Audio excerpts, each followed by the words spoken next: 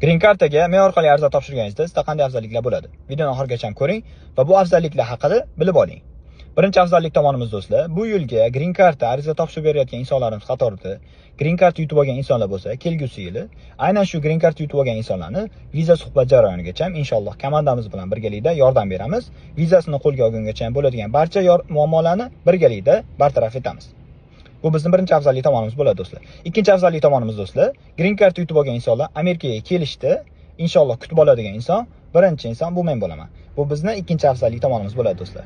Uchinchi afzallik tomonimiz do'stlar, aynan Green Card yutib kelgan insonlar Amerikaga kelganda, hamma inson birinchi kelganda duch keladigan muammo bu uy masalasi va ish masalasi bo'ladi do'stlar. Aynan shu muammolarda inshaalloh men va komandam bilan birgalikda sizlarga yordam beramiz. Bu bizni uchinchi afzallik tomonimiz bo'ladi do'stlar. Agarda bu video sizga yoqqan bo'lsa, aynan shu videoni yaqinlaringizga, do'stingizga yuborib qo'ying. U ham bu afzalliklar haqida bilib olsin. Meni kuzatishda davom eting, sahifamga obuna bo'ling. Men bilan bog'lanish uchun do'stlar, Instagram glamlisida Telegram linkim bor.